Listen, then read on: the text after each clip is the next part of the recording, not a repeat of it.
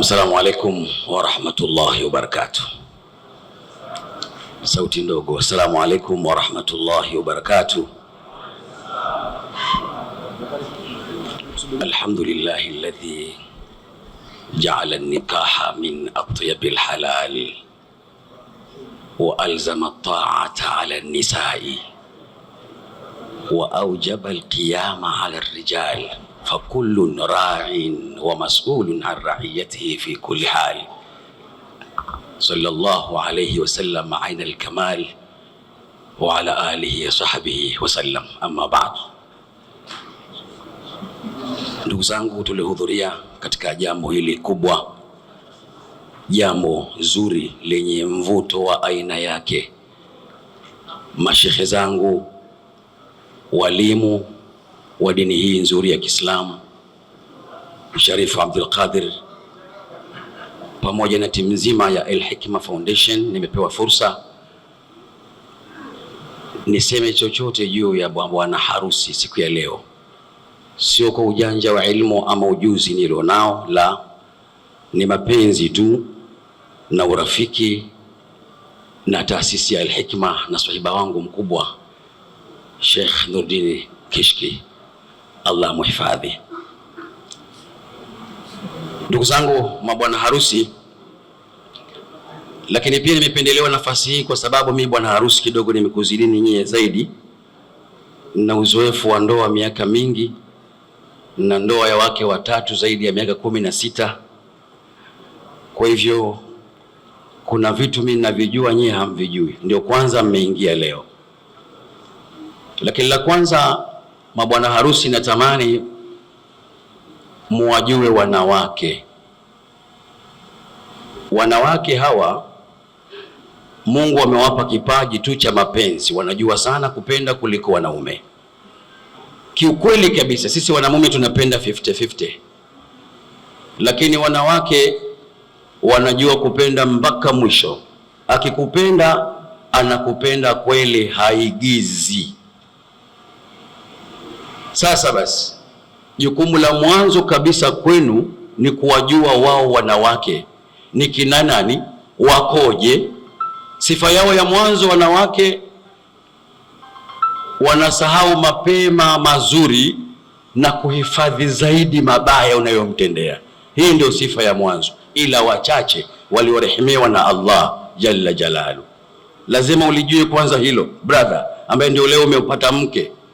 Mwanamke anahifadhi sana mabaya yako kuliko wema utakaomtendea, anasahau mapema kabisa. Kwa hivyo mwanamke, ukimfanyia wema, subiri thawabu kwa Mwenyezi Mungu Azza wa Jalla, usisubiri aje kukulipizia wema huo, utakosana naye. Na ndio maana Bwana Mtume Muhammad sallallahu alayhi wasallam ametoa tahadhari, ukizingatia vile vigezo vinne, kwamba mwanamke anaolewa kwa mambo manne maarufu yanafahamika. Ukizingatia yote alizingatia moja.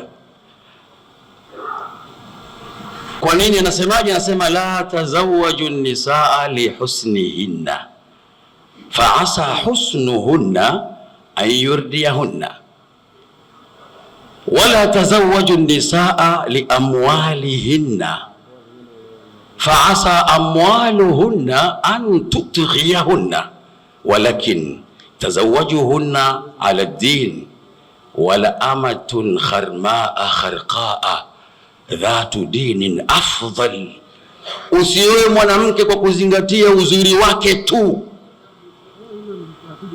Huo uzuri huo siku moja inaweza akajivuna akajidai akakuletea jeuri ukamshindwa kwa kuuliangalia uzuri tu.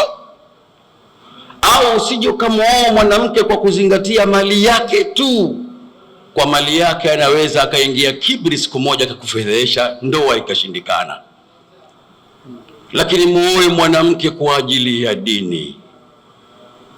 Ndugu yangu, kama umechagua mchumba huko ulikotafuta, shekhe hana jukumu, amekusimamia, amekuozesha. Lakini kama ulitafuta mchumba kwa ajili ya uzuri tu, kakaangu, utapauka sio muda mrefu. Sio muda mrefu utapauka brother. Na kama uliangalia fedha, brother, umetafuta mteremko, mzee wa kubonyea, kaka, sio muda mrefu utaleta kesi kwa mashehe wapate kuisuluhisha. Lakini kama uliangalia kigezo cha dini, kakaangu, umefaulu mashallah, kwa kuwa mwanamke akiwa ana dini, jambo la mwanzo, hutokuwa na presha hata akisafiri. Ukisafiri ukimwacha simu ikizima chaji, presha huna brother. Lakini kuna mtu ukimuoa wewe mwenyewe, simu ikizimika chaji, unaingia tu Unguja, huku simu haipatikani. Subhanallah, unatafuta mpaka majirani, mpelekeeni simu. Nini? Kwa sababu hujachagua dini, una wasiwasi naye. Lakini mwenye dini anamwogopa Allah, ukiwepo usiwepo. Sasa Mwenyezi Mungu kwanza awahifadhi viongozi wa Al-Hikma Foundation. Semeni amin. Semeni tena amin. Nakumbuka kwa hesabu yangu hivi sasa ndoa hii itakuwa zimekamilika ndoa 500. Kama nitakuwa nimekosea mtanisamehe. Nakumbuka mwanzo ilikuwa ndoa 70, zikaja 100, ikaja 100 tena, ikaja 100 Burundi, leo 130. Manake Al-Hikma Foundation kupitia al-Rais wa taasisi hii Sharif Abdul Qadir Al-Ahdal wameweza kutimiza ndoa 500. Takbir, takbir. Mwenyezi Mungu awazidishie baraka na kheri. Wamekuwa sasa hivi ndio kigezo cha dini Afrika Mashariki na Kati. Mungu awahifadhi, semeni amin. Juhudi kubwa, Mungu awalipe kila la kheri. Sasa lengo langu pia ni kuongeze kitu. Wanawake, pamoja na mapenzi makubwa waliokuwa nayo, jitahidi kuwa mbunifu kidogo. Wanawake wa sasa sio wa zamani. Wanawake wa zamani walikuwa hawajui kuchati, hawana smartphone. Wanawake leo wanajua kuchati. Kaka, jitahidi kutengeneza maneno kwenye message zako. Acha kuishi kizee kizamani. Mwanamke umtafuti kwenye simu mpaka akutafute yeye, unaharibu mapenzi. Wanawake wanapenda kupatiwa nafasi, muda kwenye moyo wako. Anatamani mwanamke muda wote tu aone umemfikiria. Hata umwambie tu mambo, salamu alaykum, uko poa, anajisikia raha muda wote akiona mara kwa mara messages zinaingia kwenye simu yake. Lakini kakaangu, wewe mpaka jua linyazama eti uko busy na zege. Sawa, kwenye zege pale tafuta timing kidogo, hata muda wa kunywa maji tuma message. Wanawake ndio wanapenda hivyo. Lakini pamoja na hayo, buni pia lugha, maneno mazuri. Siku hizi kuna malenga wetu, mashairi yamekuwa mengi mitandaoni. Kama hujui kutunga, sikiliza wasemao, iga na we andika. Pokea langu waridi, we wangu wa moyoni. Au niongeze sauti kidogo? Niongeze sauti kidogo Sikiliza maneno mazuri haya. Mwanamke ukimwambia anapata usingizi mzuri, hata kama ajala. Pokea langu waridi, we wangu wa moyoni, lenye harufu jadidi latoka kwangu ayuni, lina marashi na udi wengi wanalitamani, liwe kwako ni zawadi likufariji moyoni. Mwisho unamalizia mwa. Mtoto wa watu wanasikia raha, anacheka cheka Athmani anacheka cheka, shekhe kasikia raha. Hata hivyo, ukipata pia mwanamke mashallah, mtoto wa mjini, namalizia na mwana mwamba anakuja. Ukipata mwanamke mtoto wa mjini mashallah, pia unapata raha. Mimi na jamaa yangu alikuwa kila siku ananisendia message za mkewe akimtumia akiwa safari. Nikamwambia, kaka, jitahidi, mke hapa umepata, mtunze mtoto wa watu. Yule jamaa alikuwa akisafiri tu, mtoto wa watu anaanguka mashairi. Nikamwambia, kaka, huyo umemtengeneza, amefika kwenye roho yako huyo. Anasemaje?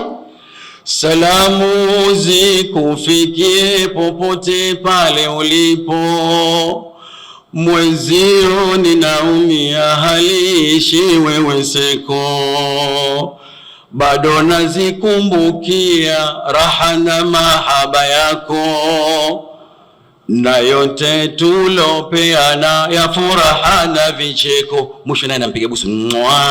Basi jamaa kazi yake kutwa nzima na msifu mkewe tu, lakini la mwisho, wanawake hawapendi gubu.